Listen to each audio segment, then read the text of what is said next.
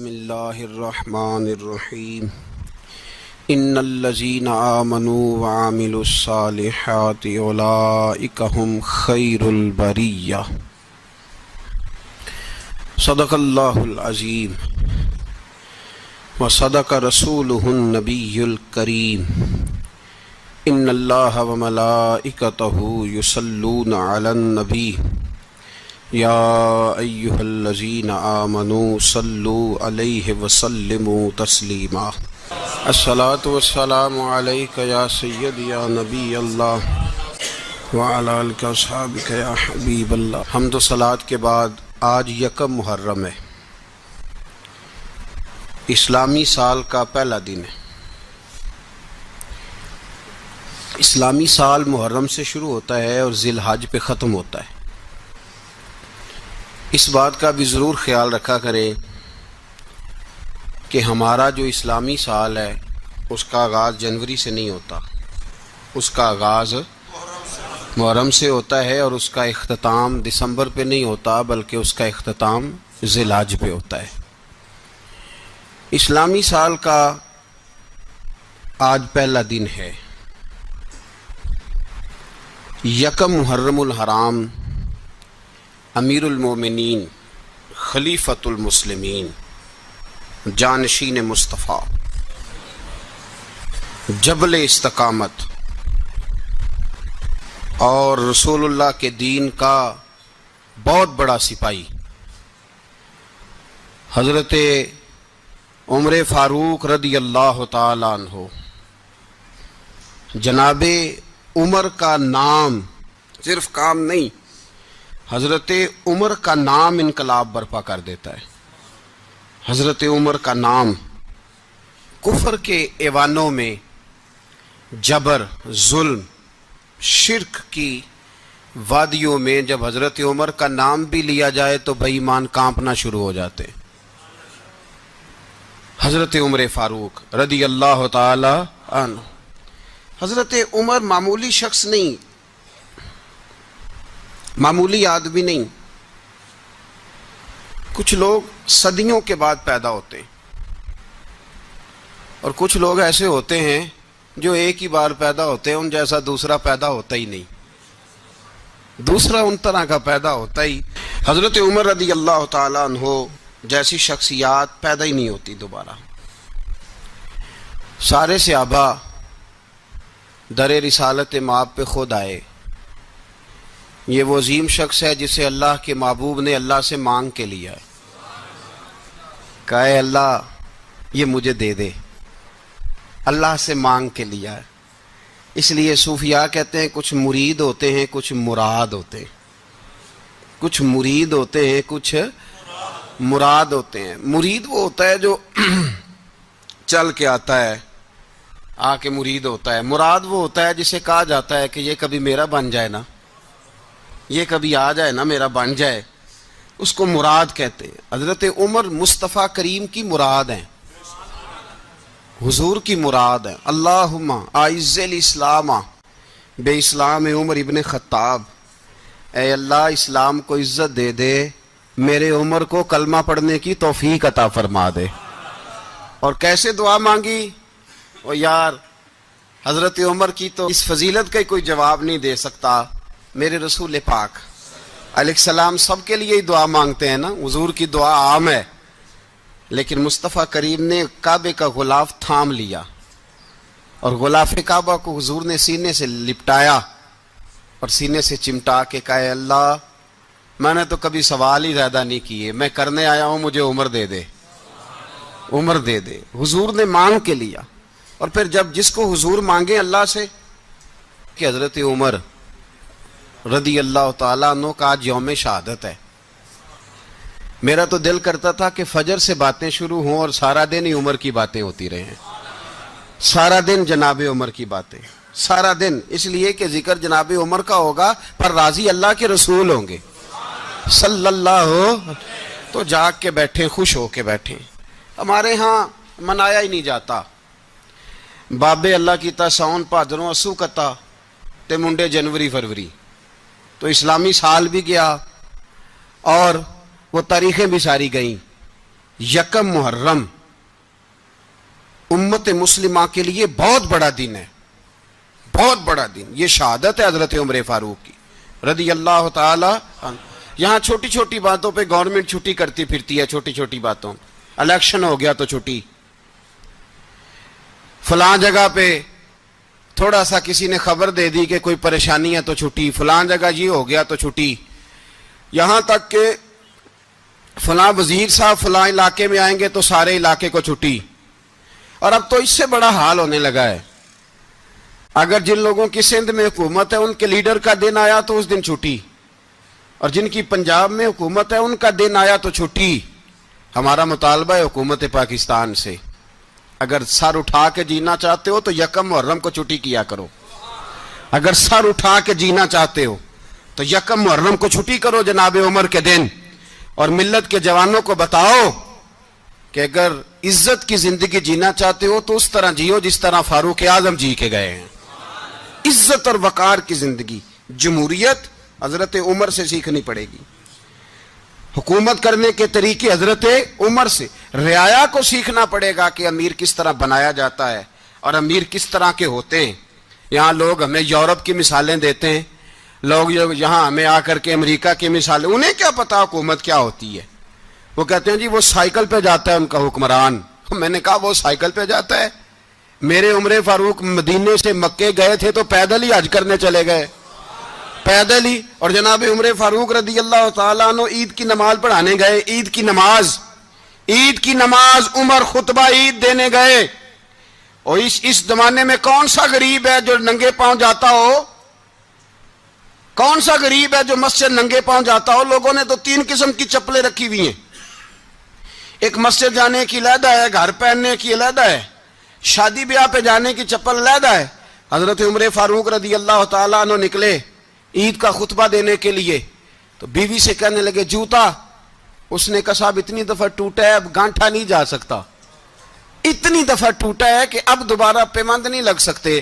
تو حضرت عمر کہنے لگے چل کوئی حرج نہیں، بغیر جوتے کے ننگے پیر ہی چلتے ہیں، کوئی حرج نہیں. تو کہنے لگے لوگ کیا کہیں گے؟ فرمایا چپ کر. لوگ جس دن عمر نے یہ دیکھ لیا نا لوگ اس کے بارے میں کیا کہتے ہیں، اس دن عمر نہیں رہے گا.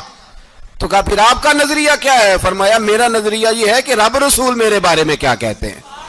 لوگوں کا کیا ہے؟ لوگ کل کسی کے بارے میں کچھ کہتے ہیں اور پرسوں کچھ کہتے ہیں. میرا نظریہ یہ ہے کہ رب رسول میرے بارے میں ننگے پیر عمر جا رہے ہیں.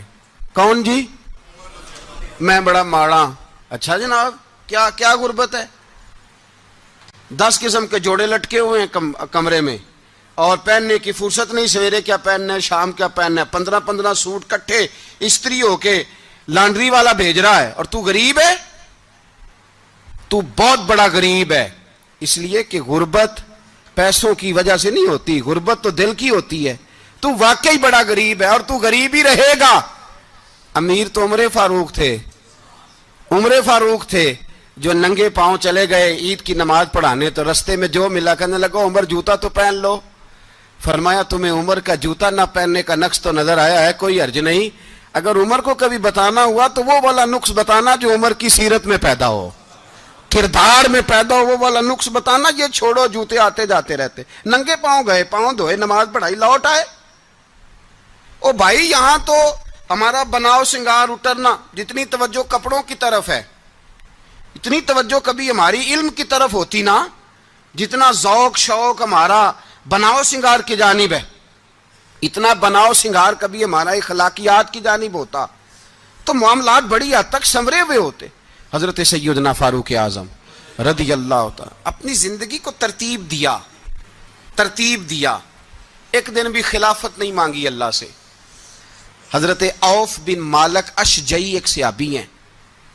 حضرت عوف بن مالک رضی اللہ تعالیٰ عنہ فرماتے ہیں کہ جناب ابو بکر صدیق کا زمانہ تھا تو میں نے خواب دیکھا.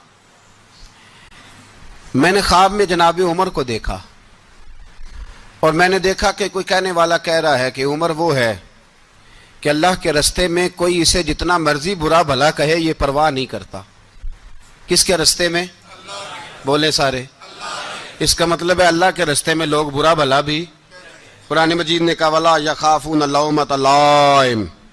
کچھ لوگ ایسے ہیں جو برا بھلا کہنے والوں کی پرواہ تو پرواہ نہیں کرتے. آپ یقین کریں اگر پرواہ شروع ہو جائے نا تو دین کا کام ختم ہو جائے.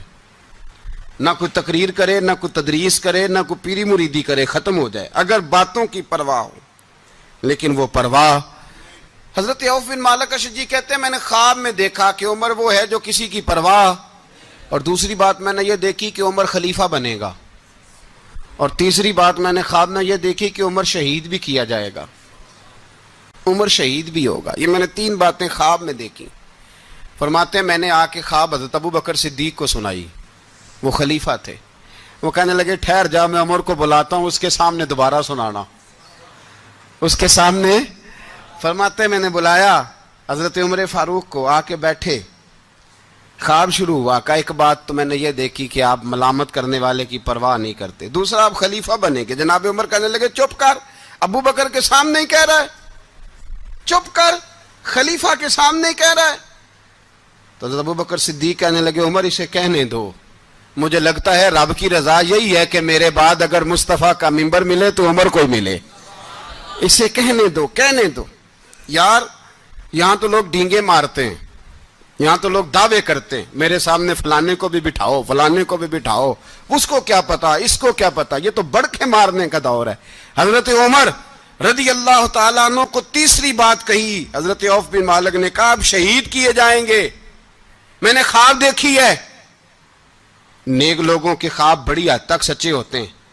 کہا میں نے خواب دیکھی ہے. تو حضرت عمر کہنے لگے شہید تو دلیر لوگ ہوتے ہیں، شہید تو دلیر، جسے سارا زمانہ دلیر کہہ رہا ہے وہ اپنے بارے میں کیا کہہ رہے ہیں؟ کہتے ہیں شہید تو دلیر. میں تو کاہل سا آدمی ہوں، سست آدمی ہوں، میں تو اتنا کام ہی نہیں کرتا. تو یہ خواب تو نے جو دیکھا ہے نا پھر سے دیکھنا.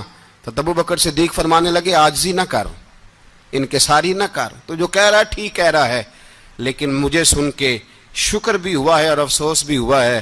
افسوس اس بات کا کہ تیرے جیسا بطل عظیم چلا جائے گا، اور شکر اس بات کا کہ رب تجھے زندگی بھی اعزاز والی دے گا، اور شہادت کی موت دے کے اللہ تجھے موت بھی عزت والی عطا فرمائے گا. اللہ موت بھی تجھے عزت والی دے گا، تجھے کاہلوں جیسی موت اللہ. حضرت فاروق اعظم رضی اللہ، او بھائی یہاں تو اس زمانے کا سب سے بڑا مسئلہ پروٹوکول ہے. لوگوں کو پتا ہوتا ہے کامل پیر ہے، کامل مرشد ہے، لوگ نہیں جاتے. میں کسی کا مرید ہو جاؤں میرا پروٹوکول کدھر گیا؟ پتا ہوتا ہے یہ کامل استاد ہے، میں اس کے پاس بیٹھوں گا تو میری تربیت کرے گا، لیکن لوگ شاگرد نہیں بنتے. میں کدھر گئی؟ یہ جو پروٹوکول کی مصیبت ہے نا، اس نے بڑے بڑے لوگ زیرو کر دیے، بڑے بڑے لوگ. اور یہ مت سمجھے کہ آپ کا وزیر اعظم پروٹوکول لیتا ہے یا آپ کا صدر پروٹوکول، وزراء، ایسی کوئی بات نہیں. ہم چھوٹے طبقے سے لے کر بڑے سارے پروٹوکول کے قائل ہیں. ہمارا تو داماد بھی کہتا ہے کہ مجھے پوچھا نہیں میں تمہارے گھر کیوں آؤں. ہمارا تو بھائی ہر شخص اعلان کرتا ہے پروٹوکول کا، فلانے نے عزت نہیں دی تو واپس آ جاؤ، فلانے نے سلوٹ نہیں کیا تو واپس آ جاؤ. لوگ جہاں سلوٹ کرنا چاہیے وہاں بھی سلوٹ کرانے کے قائل ہیں. پر حضرت عمر رضی اللہ تعالی، حضرت عمر کی سادگی اور پھر جناب عمر کی عاجزی، جب انسان اپنے اوپر سوار کر لیتا ہے نا، سوار کر لیتا ہے، میں بدکار پرانا خادم، کسے در ملی نٹ ہوئی، تے واصف یار نے نظر جو کیتی تے واصف ہی ہو. میں اکثر سوچتا ہوں حضور نے جہاں بھی کہا نا، فرمایا میرے بعد نبی ہوتے تو خطاب کے بیٹے عمر ہوتے. حضور نے فرمایا عمر جس رستے سے جاتا ہے شیطان وہ رستہ بدل جاتا ہے. نبی پاک صلی اللہ علیہ وسلم نے فرمایا میرا عمر وہ ہے کہ اس کی زبان پر حق جاری ہے. حضور علیہ الصلوۃ والسلام نے فرمایا 950 سال حضرت جبریل میرے عمر کی شان بیان کریں تو ان کی عظمت ختم نہیں ہوتی. 950 سال جبریل عظمت بیان کرے تو ختم نہیں ہوتی. یہ بات ہے حضرت عمر کی. اور فرمایا عمر ابو بکر کی نیکیوں میں سے ایک نیکی ہے. یہ شان ہے اب عمر فاروق رضی اللہ تعالیٰ عنہ کی. حضور نے فرمایا میرے بعد نبی ہوتے تو عمر ہوتے، جس گلی سے عمر آئے شیطان رستہ بدل جائے. میرے عمر فاروق کی شان 950 سال بیان ہو تو ختم نہ ہو. عمر کی زبان پر اللہ حق بیان کرتا ہے، جو عمر کہتا ہے وہی رب کر دیتا ہے۔ حضور ساری زندگی فضیلتیں بیان کرتے رہے، عمر جواب میں کیا کہتے ہیں؟ کوئی بتائے نا کہ یہ والی حدیثیں کبھی عمر نے بھی روایت کی ہوں کہ حضور نے میرے بارے میں یہ کہا ہے۔ یہ روایتیں وہ روایت نہیں کرتے، ان سے جب لوگ کہتے عمر تیری بڑی بات ہے تو عمر رو پڑتے، کہتے میں تو اونٹ چرانے والے باپ کا بیٹا ہوں، میں تو اونٹ چرانے والے باپ کا بیٹا، اونٹ چرا۔ اس سے آگے عمر گئے ہی نہیں ساری زندگی، اس سے آگے لفظ ہی نہیں ادا کی۔ اور میں تو بھائی اونٹ چرانے والا، میرا باپ تو اونٹ چرایا کرتا تھا، 10 اونٹ تھے، میری ڈیوٹی ہوتی تھی، سنبھالے نہیں جاتے تھے، ابا ڈنڈوں سے مارتا تھا۔ ساری زندگی عمر حج کرنے گئے، ایک خشک تنا کھجور کا عمر فاروق رضی اللہ تعالیٰ عنہ نے اس کو اپنے کلاوے میں لیا، رونے لگے۔ لوگوں نے کہا عمر کیا ہوا؟ فرمانے لگے یہاں میں اونٹ چرایا کرتا تھا، یہاں میں اونٹ چراتا تھا، 10 اونٹ سنبھالے نہیں جاتے تھے۔ دیکھو رسول اللہ کی شان، آج ساری امت چلانے کا طریقہ عطا فرما دیا ہے، ساری نظریے سے پیار۔ یار پیسہ کس کو برا لگتا ہے؟ آپ جس آدمی کی 50 کروڑ کی پراپرٹی ہے اس کو پوچھیں سب سے غریب، آپ کو وہی نظر آئے گا، وہ کہے گا میں ٹائٹ ہوں، حالات بڑے۔ میں کئی بار پوچھے انہوں نے، میں کہتا ترجمہ بھی 10 چھڑوں کی، ہمیں تو سمجھ نہیں آتی، اور ٹائٹ حالات کون سے ہوتے ہیں جی؟ جس آدمی کا کروڑوں میں کاروبار ہے نا، اس کو آپ چھیڑے وہ رونے لگ جائے گا، رونے۔ تو کئی میں نے ایسے دیکھے ہیں کرائے کا مکان ہے، ان سے پوچھے صاحب کیا حال ہے، تو کہتے ہیں جتنی اللہ نے شان والی زندگی ہمیں عطا کی ہے کسی کو نہیں دی ہوئی۔ اس کا مطلب ہے خوشی بھی یہی ہے اور غم بھی یہی، اندر سے خوشی ہے، اندر سے ہی۔ تو نے اگر راضی رہنا ہے تو ادھر سے رہنا ہے، ناراض رہنا ہے تو بس اپنے آپ کو خوش رکھے گا تو ہو جائے گا۔ سارے صحابہ مل کے آئے، کہنے لگے عمر فاروق سے کہنا ہے نبی پاک کے زمانے میں تو ظاہراً غربت تھی، ابو بکر کے دور میں بھی غربت تھی، اب تو بڑا محال ہے، عمر سے سفارش کرو کہ عمر نیا کرتا پہنا کرے۔ ملکوں کے سفیر آتے ہیں، عمر وہی پھٹی پرانی چادر اوڑھ کے اور وہی کئی جگہ پہ پیوند لگے سوٹ پہن کے سفیروں کے سامنے بیٹھ جاتا ہے۔ عمر کو مشورہ دو، طے ہو گئی بات۔ سب نے جب مشورہ دے لیا تو سارے کہنے لگے یہ بتاؤ شیر کی مونچھ کو ہاتھ کون لگائے گا؟ کہنا کس نے ہے؟ بندہ بھی تو ڈھونڈو نا۔ نے کہا جناب میرا یہ خیال ہے کہ مولا علی شیر خدا کہیں گے، کیونکہ جس شخص کی عمر کو سب سے زیادہ حیا کرتے دیکھا وہ شیر خدا مولا علی ہے رضی اللہ تعالی علی کہیں گے۔ اس لیے کہ جناب علی تو کئی دفعہ جب گفتگو کرتے تھے تو حضرت عمر چپ کر جاتے تھے اور فرماتے تھے علی نہ ہوتا تو میں ہلاک ہو جاتا۔ تو کہا علی سے کہو۔ جناب علی شیر خدا کو بلایا، کس کام کے لیے جی؟ اللہ اکبر۔ یہ ذرا آپ نے اس دور پہ اس بات کو ذرا لاکا جناب ان سے کہیں کہ زیادہ نہیں، ایک کرتا نیا پہن لے، سفیر آتے ہیں وزیر آتے ہیں تو ایک کرتا نیا پہن لے۔ حضرت علی کو بلایا، آپ فرمانے لگے کوئی اور بات ہوتی تو میں کہہ دیتا، یہ والی میں نہیں کہہ سکتا، کوئی اور ہوتی تو میں عمر کو کئی دفعہ کہہ دیتا ہوں، جلال میں بھی تو سن، یہ والی میں نہیں کہہ سکتا، میں تمہیں ایک مشورہ دیتا ہوں۔ کہا وہ کیا؟ کہنے لگے سید عائشہ صدیقہ سے کہو، وہ مومنوں کی ماں ہیں، عمر ٹالے گا نہیں۔ اماں جی سے جا کے کہا اماں جی نیا کرتا عمر سے کہیں پہن لیں، وزیر آتے ہیں بڑے بڑے لوگ تو چلو کوئی حرج نہیں۔ اماں جی نے کہا اچھا کوئی بات نہیں میں بلا لیتی ہوں۔ جناب عائشہ نے پیغام بھیجا، جب خادم نے کہا نا مصطفیٰ کے گھر سے پیغام آیا ہے تو 20 لوگ بیٹھے تھے، عمر کانپتے ہوئے اٹھے، کانپتے دوڑے۔ حضرت عائشہ پردے میں تھی تو فرماتی ہیں عمر اتحیات کی حالت میں بیٹھ گئے۔ کہا اماں جی دیر تو نہیں ہو گئی مجھے آنے میں؟ کہا نہیں ٹائم پہ آ گئے ہو۔ کس لیے بلایا تھا؟ کہا عمر دیکھو غربت کے معاملات اور ہوتے ہیں، جب اللہ آسانی دے تو کوئی چیز استعمال کرنا حرام نہیں ہوتی، اگر حرام ہے تو بتاؤ۔ کہا نہیں اماں جی حلال ہی ہے۔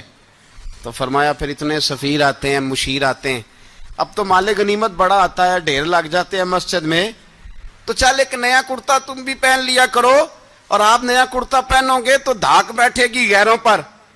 تو صحابہ کا مشورہ ہے کہ آپ نیا لباس پہنے۔ اماں جی کہتی ہے میں نے حکم دیا تو عمر چپ کر گئے، گردن جھک گئی۔ تھوڑی دیر کے بعد سیدنا عمر فاروق نے سر اٹھایا تو داڑھی پہ آنسو گر رہے تھے، رو پڑے، کہنے لگے پاک محبوب کی پاک بیوی، جیسے حکم کرتی ہو میں حاضر ہوں، پر مجھے وہ والا لباس پہنانا جو میرے مصطفیٰ نے پسند فرمایا ہے۔ اگر یہ رنگ رسول پاک کا ہے تو میں حاضر ہوں، اور اگر نبی پاک کا نہیں تو پھر جیسے آپ حکم کریں۔ جناب عائشہ کہتے ہیں عمر روئے تو میں زیادہ روئی، میرا پلو بھیگ گیا آنسوؤں سے۔ میں نے کہا عمر آپ جائیے۔ عمر یوں نکلے تو جو صحابہ کھڑے تھے وہ کونے میں تھے، سارے آ گئے۔ کہا اماں جی کیا بناؤ؟ فرمایا بھائی تم سب جو باتیں کہتے ہو وہ اپنی جگہ ٹھیک ہیں، پر عمر جو بات کرتا ہے وہ سب سے زیادہ ٹھیک ہے۔ عمر جس پہلو پر بات کرتا ہے وہ، یار ایسی عاجزی، ایسا رنگ، ایسا انداز، ایسا طرز حیات، ایسی زندگی۔ اولاد کے معاملے میں لوگ بزدل ہو جاتے ہیں، بزدل، پر حضرت عمر کا بیٹا مصر گیا، وہاں سے کمائی کر کے لایا، تجارت کرنے گیا، لاکھوں کا مال۔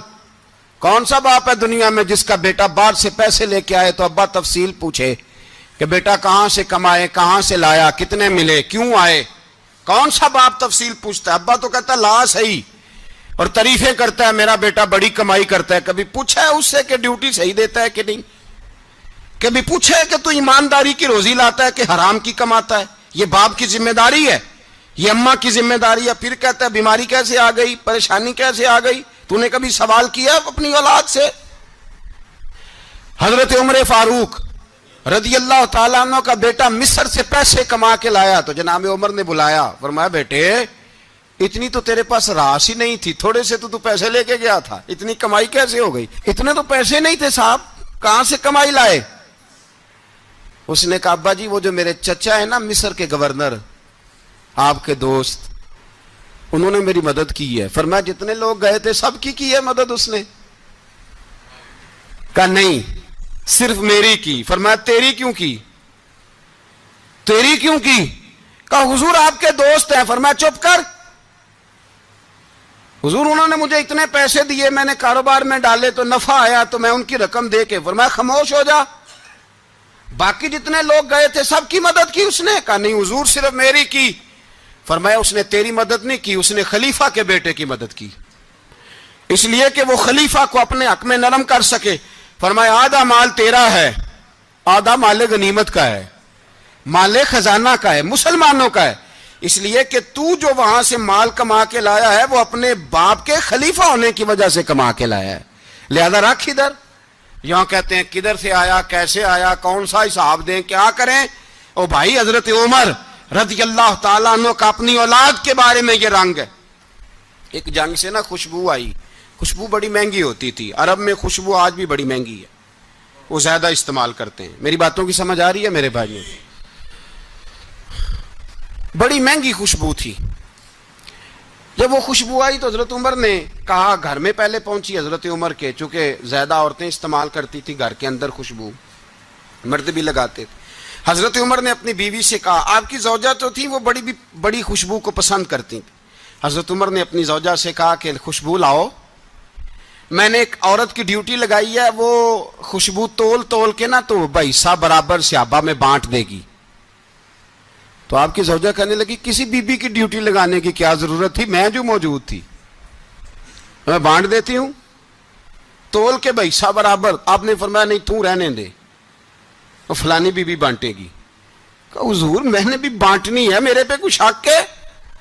آپ نے فرمایا نہیں، تو تفصیل نہ پوچھ، تو خوشبو دے دے، کوئی اور بانٹے گی۔ خاتون خانہ تھی نا، کہنے لگی نہیں مجھے بھی آج آپ کو بتانا ہی پڑے گا کہ کوئی جو بانٹ سکتی ہے تو میں کیوں نہیں بانٹ سکتی؟ زوجہ کہتی عمر نے بات کی تو میری چیخیں نکل گئیں۔ حضرت عمر فرمانے لگے جب تو خوشبو بانٹے گی نا تیرے ہاتھوں کو بھی لگے گی، تیرے دوپٹوں کو بھی لگ جائے گی۔ اگر رب کریم نے مجھ سے سوال پوچھا کہ عمر خوشبو تو مسلمانوں کی تھی، تیری بیوی کے دوپٹے کو کیوں لگ گئی، تو میں اللہ کے حضور کیا جواب دوں گا؟ اگر اللہ نے یہ سوال کیا کہ تیری بیوی نے کیوں لگائی، وہ تو حصہ تھا مسلمانوں کا، تو نے تیری بیوی نے کیوں لگائی؟ تو فرمایا میں نہیں چاہتا کہ اللہ کے حضور مجھے اور تجھے باز پرس ہو، لہذا کسی اور کو بانٹنے دے۔ زوجہ روئی اور تڑپ کے کہنے لگی عمر مجھے لگتا ہے صبح قیامت بھی تیری بیوی ہونے کی وجہ سے اللہ مجھے جنت عطا فرما دے گا، تیری زوجہ ہونے کی برکت سے۔ بھائی یہ معیار رکھا، خدا کی قسم ایسا شخص تاریخ میں دوبارہ نہیں آیا۔ اتنا بڑا آدمی، اتنا بڑا شخص، اتنا بڑا آدمی، اور پھر رنگ یہ ہے کہ عمر 22 لاکھ مربع میل کا حکمران، 22 لاکھ، اور کھجور کے درخت کے نیچے مٹی کا ڈھیلا لے کے سو گئے ہیں، پرواہ کوئی نہیں، کوئی مسئلہ ہی نہیں۔ 2 غلام ساتھ بیٹھے تو ایک روٹی حضرت عمر نے گھر سے منگوائی، تھوڑا سا سرکہ، تو غلام کہنے لگے ہم نے بھی کھانی ہے۔ فرمایا کوئی حرج نہیں، روٹی کو پیٹ بھر کے کھانا ضروری تو نہیں، 3 حصوں میں بانٹ لیتے ہیں۔ ایک آدمی آیا ہوا تھا مصر کا رہنے والا ملنے کے لیے، اس نے پوچھا عمر کدھر ہے؟ تو کہا وہ ادھر جاؤ مسجد میں بیٹھے ہوں گے، اور واپس آیا تو کہنے لگا وہاں تو 3 غلام بیٹھے ہیں، ایک روٹی بانٹ بانٹ کے کھا رہے ہیں، لگتا ہے کئی دنوں سے روٹی نہیں ملی۔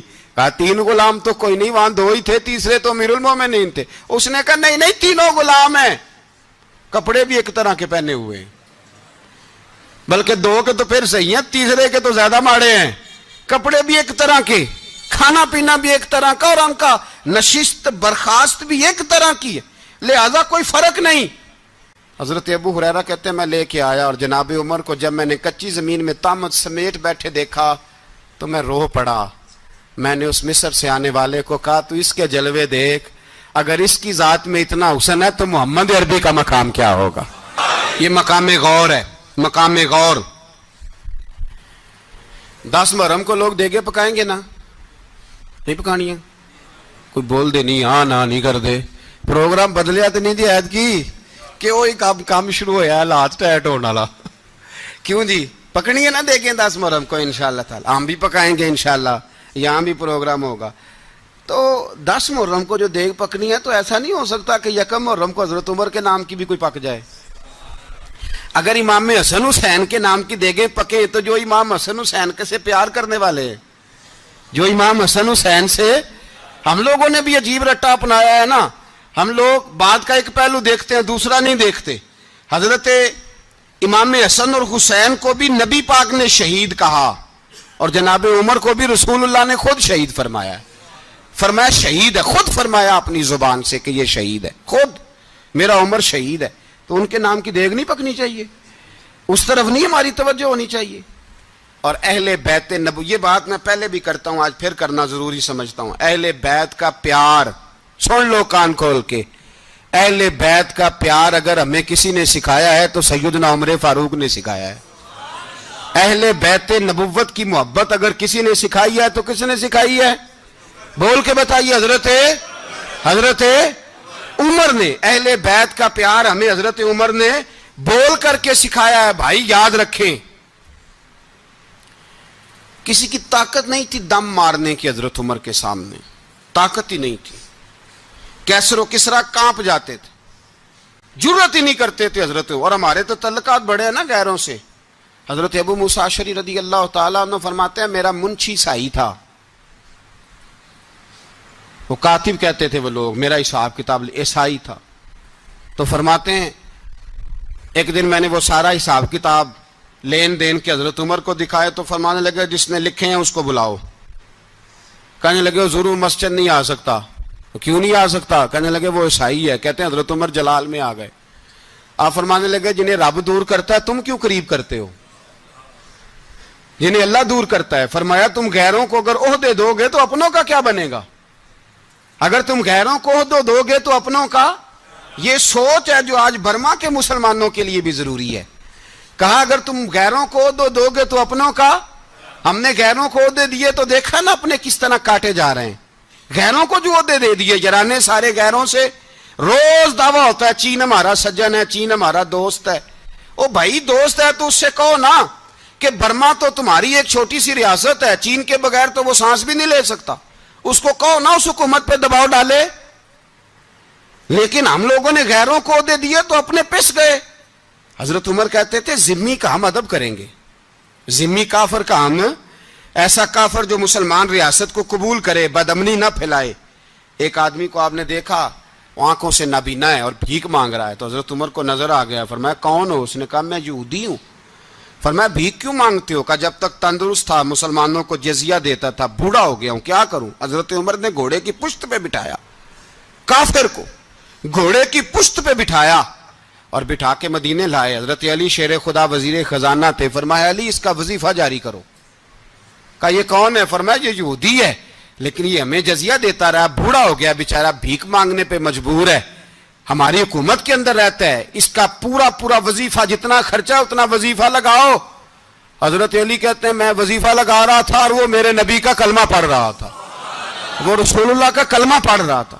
یہ مزاج, یہ نہیں کہ کافر. حضرت عمر نے گورنروں کو خط لکھے تھے کہ زبردستی کسی کو مسلمان نہیں کرنا, جہاں ان کی عبادت گاہیں بنی ہو گرانی نہیں, کوئی مندر کوئی گرجا ضائع نہیں کرنا.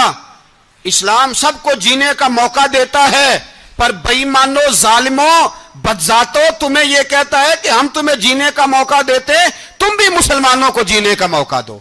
یہ جہاں بستے ہیں جہاں رہتے ہیں انہیں وہاں جینے کا موقع دو, انہیں بھی اللہ اکبر کہنے کا موقع دو, انہیں بھی قرآن پڑھنے کا موقع دو, انہیں بھی رسول اللہ پر درود پڑھنے کا موقع دو. ہمارے ملک میں عیسائی اپنی مرضی سے کھلے عام تبلیغ کرتے ہیں, یہاں تو چینل چلائے ہیں عیسائیوں نے. کسی مذہبی جماعت نے کبھی جلوس نکالا ہے کہ عیسائیوں کا چینل بند کرو؟ بولے نکلا ہے کہ نہیں نکلا؟ کتنے ظلم کی بات ہے.